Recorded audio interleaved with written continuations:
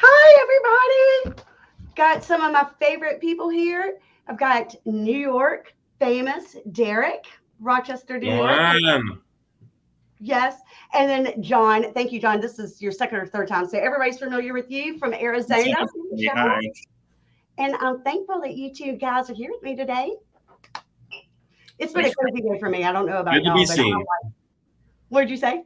So it's good to be seen. I'm Yeah, glad that these are so fun to do. What did you say, John? I said these are so fun to do. I love doing these with you. Yeah, well, I'm so glad you have it. And Derek, you must be in your office. I see people walking Yeah, it was around. my marketing team. Oh, this way. Yeah, yeah, it's hard when it because it's mirror image, so it goes the opposite side.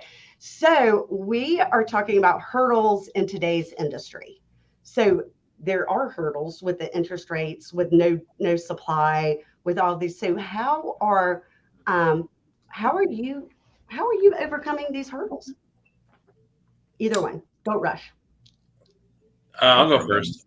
Yeah. I would say ever since I went to R4 for the this is don't shame me, but this the first time I went to R4 in almost 10 years being part of Remax. I would have to tell you that networking and the relo referrals have kept me afloat all year. Had I not had those, um, my numbers would be significantly down. I can tell you last year, the last past couple of years with the rates down, all my sphere was buying, friends, family, whole 9 yards. Now it's like the rates are hiking up. We still got an inventory issue. I would say that the biggest thing is finding those people that need to buy and sell because they are out there. There are people relocating from different markets. There are people, post COVID that were done with being in big metropolitans like Philly and New York. And they're like, where can we relocate that still has, a good economy? And it happens to be Buffalo, Rochester, Syracuse, New York. That is 3, 4, 5 hours away from those places. We have a lot of good colleges, a lot of tech schools, a lot of great jobs. Our market is super healthy, always has been. Just a great place to live. So then, if I'm hearing you right, R4, which is Remax's conference, Correct. is the one that you met this past year, is the one you met all the connections to send you in referrals that have given you a new pipeline of business. Absolutely. It was the biggest and best thing I could have ever done in my business was go to a convention, meet hundreds of people, connect with them, whether it's Zoom calls, phone calls on the daily, other groups that, we've connected with to create, just different networking opportunities has literally kept my business afloat and will continue to hopefully put me to new heights. So. Well, congratulations. I would agree. I did my first R4 was 3 years ago. And then I just started going to conferences all the time because I've absolutely it's been a game changer. And if I can implement one thing that I've also learned, as well as people that I've met, but if I can implement one thing, then other than being tired because I'm always trying to implement something, it is a game changer. So John, you've been to R4. I've met you years ago at R4 and Yeah. the CRS conventions, and it's been amazing. But what's a hurdle that you are finding now, and how have you overcome it?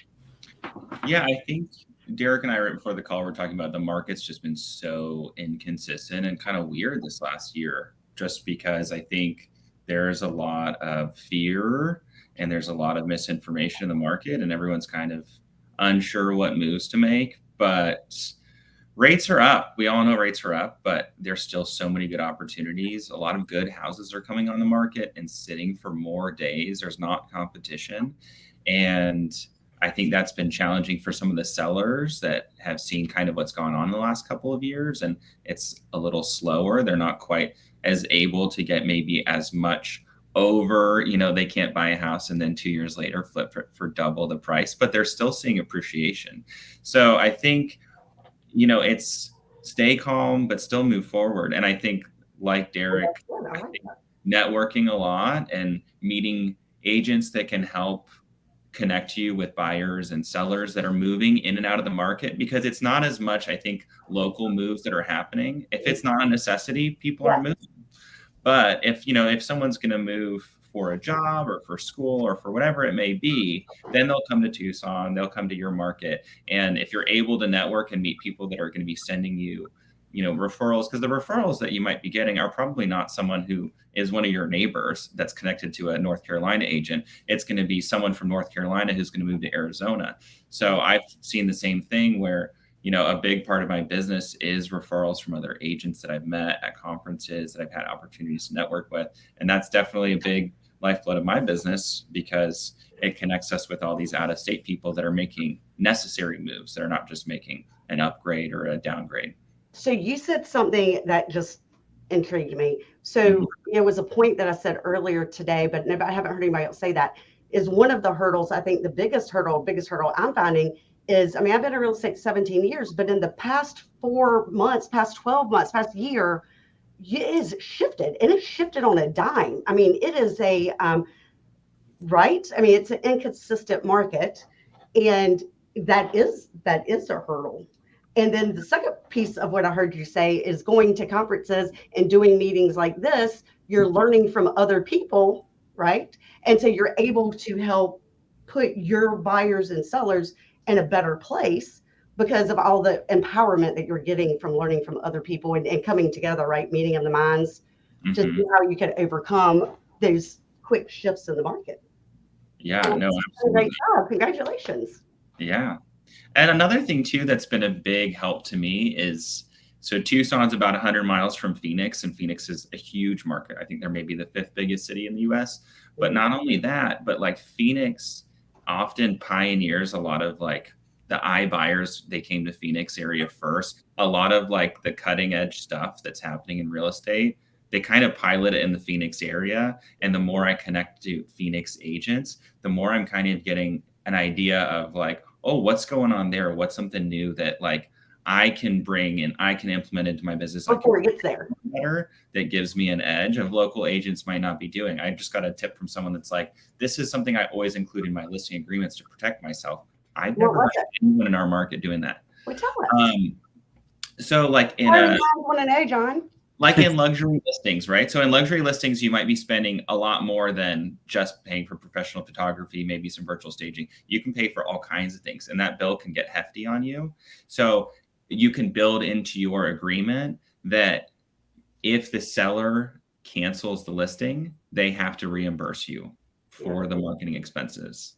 Which, if you're going to nickel and dime someone, if you're going to spend $500 on, just a regular listing, that's probably not going to be a good reputation for yourself. But if you're going to spend some thousands of dollars on marketing a listing at that price point, I think that's a conversation that sellers are going to be more willing to entertain. And it also protects you.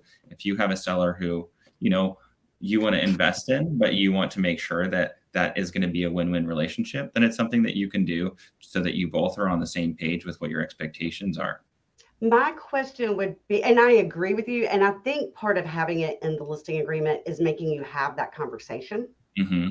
Having that hard, sticky conversation is, this is how much money I'm going to invest in you, which is okay because I'm going to make it out. Like let's be clear, I wouldn't invest it if I wasn't going to make it. But if the event that you terminate, then that I've got to get reimbursed. My question is, how do you actually collect on it? That's a great question. I haven't done it yet, but so to me, it was a little bit sticky. I definitely have the conversations about, this is how much money I'm going to spend, and it's okay. I expect to spend it. That's part of my job is marketing. As long as you at least keep it listed, without terminating tomorrow or changing your mind tomorrow after I've already spent it. Yeah. Well, and I especially think in the conversation of days on market, our days on market are higher than they've been. Okay, hold on. So now you're getting into the trends. Oh yeah, we're in. Okay, good. Let's talk about trends. Tell me some of your numbers, so then we get to hear from Derek too. Yeah, our median price, we're at just shy of 400. I think we're at 398. Our days on market. Well, tell me where that compares to last year. What does this mean for your market? Ooh, let me look at last year. I still think we're up. I think last I looked was 2.9%. So we're still seeing appreciation happening. It's just much slower. So that's great. I'm sorry, it's 397 and we're actually up 3.2%. I think I've looked at last month's numbers. And then our Our supply, we're at 1.9 months of supply. And then that was the same as last year. Is that what you told me earlier? Yeah, we're about the same as we were on track for last year. Yeah, but then that's good. So I mean, your numbers are. I mean, it's still a great time to buy and sell because the interest. I mean, the interest rates, but the prices are still going up. You said 3%. So if you wait too much longer, you're going to be priced out again, right? Yeah. And interest rates change for sure. Yeah, absolutely. So, Brutal. Derek, what are you seeing? Our inventory keeps on going down. We last year our rate was 1.7 days on the market. I mean, 1.7. No, 1.7 months of inventory. Now we're down to 1.5. Yeah. Our rate, we were at 220 for the average sale price in and around the surrounding Rochester region, and now we're up to 235. Yeah, so we're getting same results, lesser volume. Just had a listing this weekend. We had 25 showings, 5 offers. Last year, you're still seeing last year I probably would have had 10 offers. I'm still seeing those, 10 out of 10, unicorn homes still go for 100,000 over. I was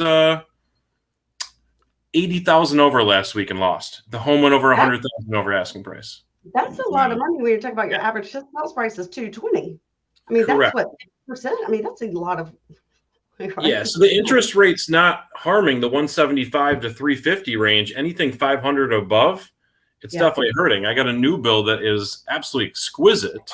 We had it up for 625, nothing. So we're gonna, remarket, get a couple things done. The driveway's being done. We'll relist it, at 599, get a little bit different price going there. But the higher end luxury market is taking a little bit of a toll with the rates. But these people are just so backlogged from the last 2 to 3 years that need to get in homes. And you're talking the average person who can afford $200,000 to $300,000. That's what it's hurt. Those are the people that's hurting. Yeah, I would agree. You're first time home buyers. So what I've seen is more people paying in cash, more so than 17 years of my real estate history. Yeah. I have a lot of people paying cash, which is crazy to me. I agree with you. It's interesting because most of the people, if you had asked me 5 or 6 years ago, most of the people I had were moving into the area and they were retirees.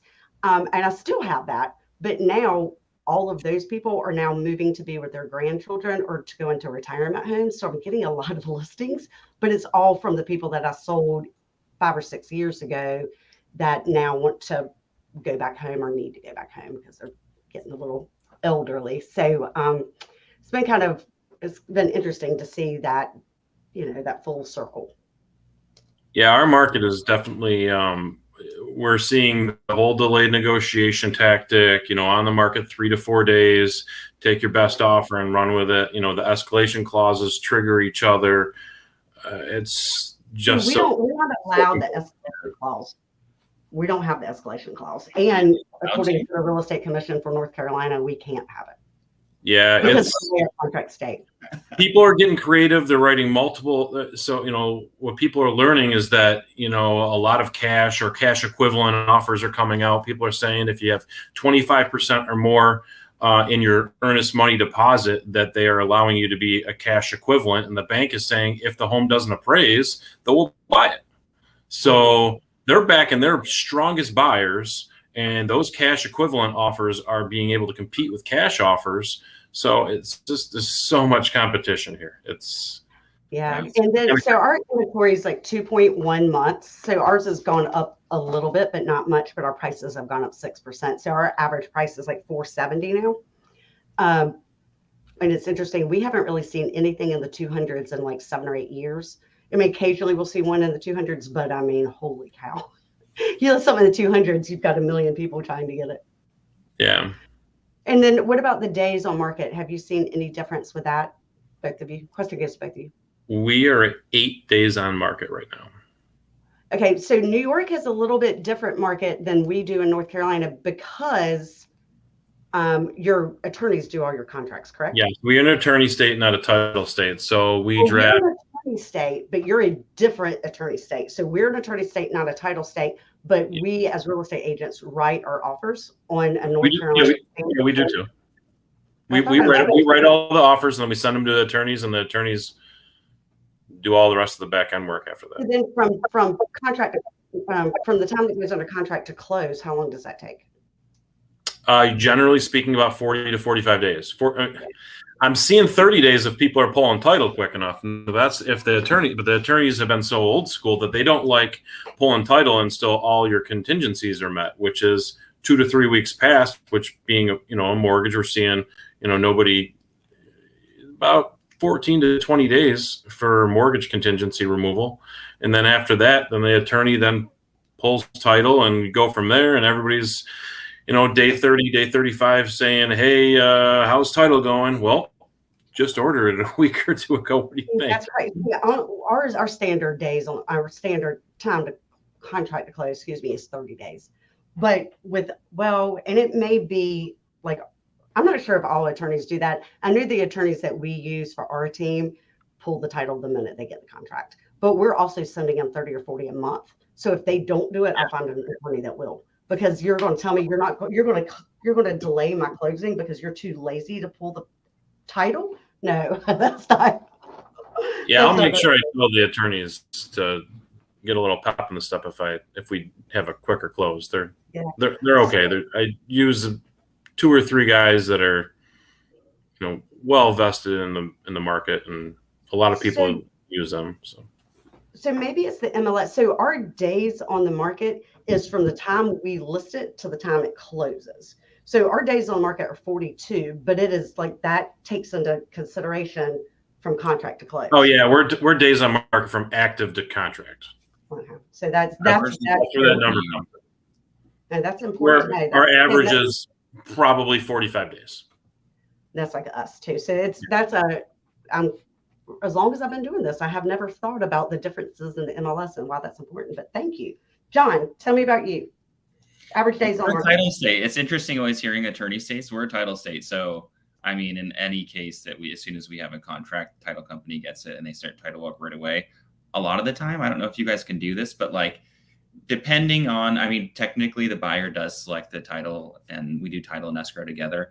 They select the title company, but you can, as a seller, pick and start doing the early title work, so you can have all the title work done early. So you could do a finance loan if you're, depending on how quick your lender can work, we can close a deal in 3 weeks or 2.5 weeks. If everyone's on board with it, because we have our title work done usually right away. It's not waiting unless there's an HOA that's going to drag their feet, which is a whole nother deal in and of itself. But we can move much faster here. That's like we can too if it's cash. If it's cash, I'd close it in 2 weeks. I can get an attorney to pull a title within 7 to 10 days. Cash we can do. In a week, easy. I've done it in 5 days before. 2021. That must be nice. Yeah, it's the Wild West out here. But yeah, no. Our days on market, they were up a lot higher earlier this year. They were in the 50s back in February, and we're down to 37. But I would say also kind of depends on price point. I think that was another thing that we kind of talked about discussing today was I think our average price point around 400 and kind of that cusp, maybe even up to 450. Those houses are moving a little faster, but things over 450, we're seeing 60, 90, 100 plus days on market, just because if people are going to finance that much money, they're being a lot pickier. Our transactions are probably a lot slower at that price point, because now it's I'm not just getting, an $800,000 house with a 2% mortgage. I'm going to be a little pickier. I'm going to take more time. I'm going to be a little slower in my decision. So that price point you have to be a lot more aggressive with how you price it and how you market it, for sure. No, I 100% agree. And it depends, right? I had one listed at 1.7. We have 4 cash offers, 1.7 million. Our average price point is 460. We had 1.7 million. I had 4 cash offers. In the first day, but it was on the Intercoastal Waterway. It had a boat slip. The house was iffy, but the views were you can't buy the views. Well, you can for 1.7 apparently, but it's hard to find. $7 million. Yes. Well, yeah, but it was on an acre on the Intercoastal. That's unheard of. It's really unheard of. And the house was, I mean, the house was nice, but it was, to me, decent. Mm-hmm. But the views were, I mean, holy cow, breathtaking, really. That's awesome. So your days on the market, John, did they accumulate from the, is it included contract to close? No, it does not. So it's from the day we go live on the MLS until the day that we market active contingent. So as soon as we get a contract that is executed, then we have, till close still, but those days don't accrue. So ours is from list to closing. So that's interesting. Huh. Apparently in North Carolina, we do a lot of things differently. Yeah. You guys have funny, well, I forget, we've talked about it before, but what is it? You guys have that due diligence money? Due diligence money. But one thing that we have definitely different than Derek's contracts and what I just heard him say is that we have 2 dates in our contract. We have a due diligence date, which is a hard fast date, and we've got a closing date, which is not hard fast. We can negotiate it. We have up to 7 days to close it there. But the due diligence date is a fill in the blank date that we pre-select whenever you write an offer. And it says, buyer, you have the right to do all of these inspections, apply for the loan, talk to the attorney, do whatever you need to do to determine if you're going to buy the house or not within this time frame. So the counterpart to that is so we don't have like 14 days to get this and 10 days to get this and 5. We have whatever that date is. You got to do everything before that. Title search, loan approval, appraisals, inspections, home inspection, pest inspection. We have termites here. I just had a client close today that told me Michigan did not have termites, so I did not know that. All of these things that we have until that due diligence date, but the caveat to that is the due diligence money that is put down is a check written to the seller, and it's non-refundable for any reason or no reason. Non-refundable. Yeah. Our earned money deposit is due within 2 calendar days, and that goes to the listing agent or an attorney, a third-party escrow. Then within 3 calendar days, they have to have an attorney issue a approval. So you need both buyer and seller attorney approval to move from there. You have an additional date for your mortgage contingency, which is generally about 14 to 17 days right now that people are writing. Yeah, let me put there that just in the 3 dates that you gave me, how in the hell do you juggle when you've got 10 under contract? I have 12 under contract right now, but I generally am about 12 to 20. Last year was an anomaly, and my sister-in-law and I closed 120 deals last year. We stay organized.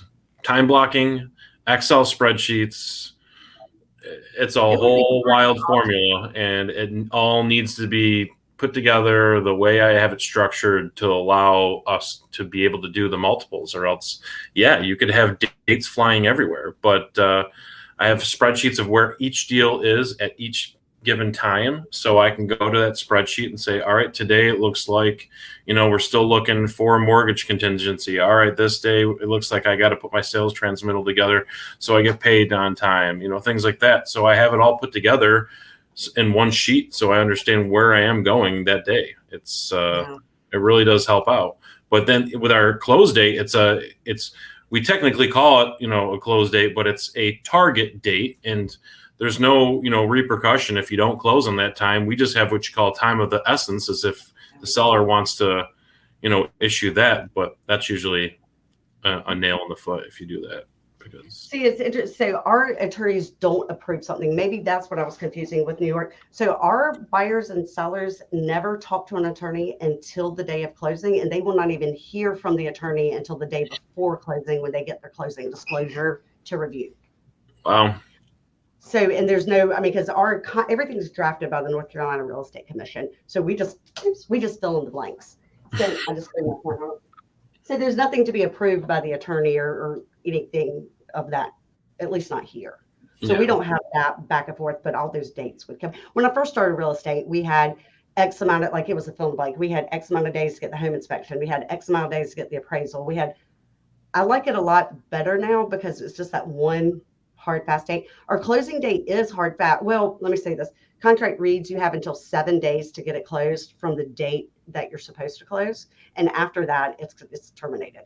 If a seller terminates it, the seller's in breach of contract. and then they would lose the earnest money. So we also have earnest money. It's just like you. It's held by the attorney or by our company, and it is refundable. The due diligence is non-refundable. It's a check to the seller. Interesting. It's Interesting. Yeah, we have an earnest money deposit, but unfortunately, this is one thing that drives me crazy. We don't have a specific due date. Our contract just says it's due upon an accepted contract. So say you accepted at 8 o'clock at night. Obviously, you're not going to go do it the same day. So you hope that someone's actually going to get their, together and actually go and deliver a check or a wire the next day to the title company. So it's more of like a business, like a courtesy of actually doing it within 2 days. But I mean, I've definitely seen it not happen in 2 days. And I'm like spamming the buyer's agent. I'm like, where the heck is it? Because like we have a contract, there needs to be the earnest money deposit. But we don't have, I mean, beyond our due diligence, it's built in as 10 days. It's negotiable. Sometimes people try to negotiate more or less if it's a multiple offer situation. But after that, we just have to have everything close on time. So if a lot of the time, like I have an escrow right now, the lender kind of wants to order the appraisal, but our inspections aren't done. And for us, it's kind of also like playing a little bit of your cards if you're like ordering the appraisal before you've negotiated repairs. Because if you are, then they're like, oh, well, it doesn't matter what if we say no to all of your repair requests, because you're getting an appraisal, so you must be okay with moving forward. So for us, we actually will opt in, as long as we have time, wait until we've negotiated repairs before we even order the appraisal, so as not to alert the seller, we're ready to move forward regardless of what you say. So I order everything at the same time because we have that date and it's a hard, fast date. So I go ahead and get the appraisal, the home inspection. But you're right. I mean, that is one of the keys. So one of the things, so we have a lot of inbound people moving according to the pods storage containers. Us and Myrtle Beach, South Carolina are the two number one and number two places in the United States people are moving into. Wow. So it's always interesting is when I have people coming from New York, they do not understand why the attorney is not involved and why he's not involved or she's involved earlier in the process. They don't understand why they haven't heard from the attorney until the day of closing or the day before. Yeah. But it seems like everybody universally knows what earnest money is. I think that must be on everybody's contract. It's the due diligence money. That's weird. And the complaints I get, which are valid complaints, you're going to spend $600 to get an appraisal. You're going to spend another $750 to do inspections. And what if there's something catastrophic on the inspection and the seller says, no, I'm not going to do it? Guess what? They've got your due diligence money. Wow. It's your right to terminate. That is crazy. It's kind of weird, right? So, yeah. So then, and I know John, not everybody, John doesn't have kid things. Sorry, Derek. I'm trying to point at Derek, but you're on the other, over there, Derek. You've got kid duty. You've got to meet your children's teachers tonight. So I know that. Yeah. Got to go to a playground and meet my son's kindergarten teacher tonight. That's exciting. Mm-hmm. That's exciting. Have I shown you baby pictures yet? I'm going to send y'all baby pictures of my baby. Yeah. Had somebody ask me if it was my baby. I'm like, really? Like, these wrinkles are real. It's not my baby. But it's my grandbaby. But so quickly to wrap up, what is one solid piece of advice you would give buyers? What's one solid piece of advice you give sellers? What's one solid piece of advice you would give agents? And let's wrap this up in like a minute each. Yeah, you got it. No, in my market, I would say I always tell buyers to be super patient. Like, get your feet wet. Like, know that at one point in time, the market will lull week to week depending on active competition.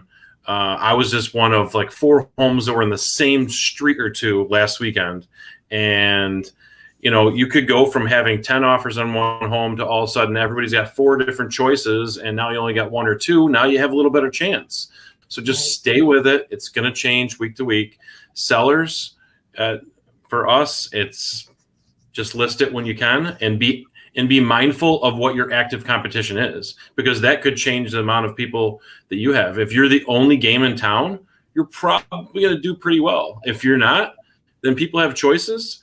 buyers are going to start thinking, all right, maybe I don't like that home because of X, Y, or Z. But you could have people coming in from out of town that don't have time to say, I don't have a month to wait for these, 3 or 4 things that I, ultimately want.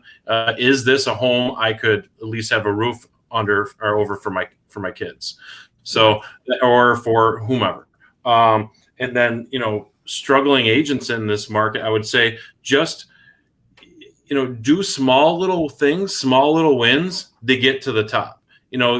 Be mindful of like your day-to-day things that you're doing. Are you, I do an email campaign, once a month. I do marketing or a mailer every quarter, and you try to be creative with the different things. Try to be involved in your community. I got a golf league that I run. I'm running a golf tournament for our RE/MAX office next month. Just try to be involved. When you're involved, people will know how to get a hold of you. You become that much more easier to get a hold of, and you stay on top of people's minds. So. Yeah, that's right. Okay, John, talk to me. Advice for buyers. Yeah, and well, I think buyers and sellers, I want to say to everyone, don't try to time the market because it's unpredictable. We don't know what's going to happen next, but I think make the right decision for yourself now, but especially to buyers, if you're thinking about buying in the next few years, I think that you should get really serious, make a plan for yourself, set the money aside that you want to put down, that you want to use for closing costs, and buy in a good location. Because when the market goes up, or God forbid, if anything were to go down, if you're buying in a good area, you're going to be much more insulated from anything that negative that happens. And then for sellers, it's not 2021. If you're going to sell your house, get your house ready for market. Put a fresh coat of paint on, get a landscaper out there to clean up your yard, make sure your house is clean, listen to your agent. Whatever your agent tells you to do to get it ready, listen, because there's not the same room for you. Seriously, I mean, we see houses all day, every day. There's a lot of sellers that have sold 4 or 5 homes in their life, and that's good. But we know what's happening right now. We know what's happening in our markets, and we know that there's a lot of attention to detail required if you want your house to stand out from the others, because buyers are pickier right now, and that's okay. If you're a seller that is going to take it really seriously, you can still get top dollar for your house. Absolutely, you can. So I heard the key thing is probably for both the buyers and sellers is to plan, right? Get in touch with your agent so you can tell your agent, make sure you've got a good agent with history, like so a good reputation and solid history. Don't get a brand new agent, get someone with experience, but take time to talk to your agent and let them know, hey, my goal is to buy in a year. My goal is to buy in 2 years. My goal is to sell in 6 months, because those experienced agents can line you up. Whether you're buying it, they can go ahead if you need to work on credit, if you need to work on getting pre-approval, whatever you need to do, they can help you navigate through those waters. And if you're selling, they could also do that, right? They could go into your house, tell you how to stage it, what needs to be gotten rid of, what rooms need to be painted or whatever, to position you as the consumer to be ready to buy or sell when you're ready to buy or sell. Mm-hmm. And then, so what's your agents for your agents? What is your advice for agents?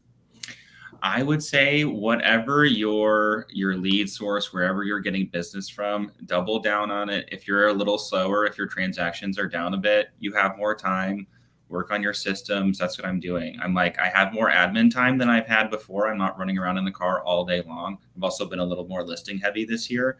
I'm working on everything to have systems, because business is going to pick back up. And when it picks back up, it's probably going to be when the rates go down. We're not going to have time again to sit there and convert into a new CRM, to get all your spreadsheets all sorted out, get all that done now. But stay in touch with your sphere, get on the phone, chat with people, go have coffee with your past clients, send them mail, like be in touch with everyone, stay connected. Because if you have time, then you need to fill it with proactive activities.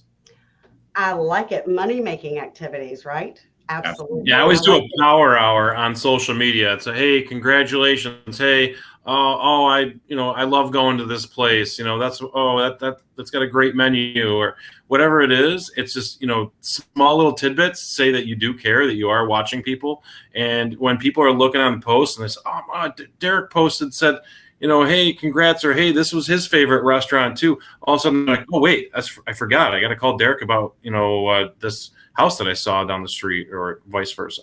It matters. It does. It does Yeah, matter. I've been trying to post more on Facebook, and what I've been doing is if someone I haven't chatted with in a while likes or comments, I'll go and message them and be like, hey, I saw you liked my post. It's been too long. How are you? And just reconnecting with people because we're all creeping. We're all creeping through Facebook. We're all watching and not necessarily actually having conversations. And I'm guilty of that too. But if the person that you're like, oh, I actually like engaging with them, I just don't know. I'm not going to just cold out of nowhere, just randomly cold message somebody. But if they're already, if I'm getting 100 likes on a photo, I can message like 70 of those people I haven't talked to in a while. So I'm going through and trying to keep up with people. And it gives you an opportunity of who's already warm. They just told me that they're cool with me and that they want to talk to me. So I've been trying to kind of use those as clues of who's interested in engaging and who's following what I'm doing, who's interested in my business. So that's Absolutely. been great. I think a handwritten note. It's amazing how long a handwritten note goes, right? Mm-hmm. So a lot of those from R4, which is awesome. Mm-hmm. Yeah, a lot of times if I see it on Facebook or something, I'll handwrite them a note and say, hey, congratulations, or I'm sorry your dog died, or I'm making reference to whatever they've posted. If they've gotten a new puppy and a cute picture, I'll actually frame the picture and send it to them and just say, hey, I saw this, I thought it was cute, thought it was frame worthy. Claudia from California, yeah. She printed out a photo of her and I meeting at R4 and sent me a handwritten note. Oh, that's cute. Yes.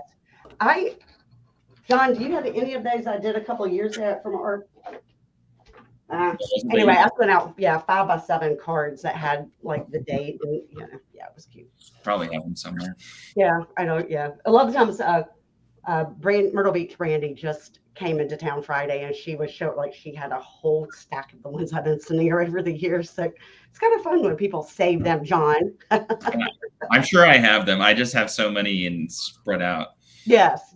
And I was getting ready to show you one, but I didn't have it. Yeah. Well, yes. And I love Claudia. I met Claudia in Vegas also at Summer Baker's at her engagement when we took the party bus out for her engagement party. Nice. So she was really fun. Claudia is really fun. But yeah, so I heard conferences for agents, meeting agents, getting to know agents, get those referrals, but also masterminding with those agents. I heard talking to if you're a buyer or seller, reach out to your agent, let them know your goals so that they can best set you up whether you're buying or selling so that you'll get the most money for your house or that you'll be ready when that house becomes available for you to buy. Correct. I heard, so Derek said conferences, John said it's about timing and staging, right? And don't worry about the interest rates. If you want to buy, you need to go ahead or sell, you need to go ahead and do that because one of you said that, correct? Because then whenever the interest rates go back down, the house values will go back up and you'll be more in a competitive market again. But it sounds like both of you are in competitive markets and your prices are still going up. So it is a fabulous time to be in real estate. It is. Yes. So if any of you out there in social media world need a fabulous agent for Rochester, New York, you've got Derek. You can, if you don't have his information, you can message me. I will send you everything, but he is on all the social media. And if you have anybody in Tucson, Arizona, you've got my friend John. And thanks, Jennifer, for having us. Yeah, thank you for having me. I'm so glad. And Derek, I'm sorry. I know that we had tried to do it before, but then you had another kid event, and then I think then I had mouth surgery, and so I apologize that I kind of. It's all good.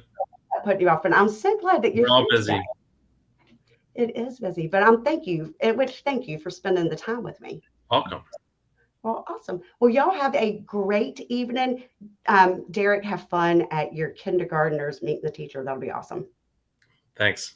You're welcome. Bye, guys. And thank you again.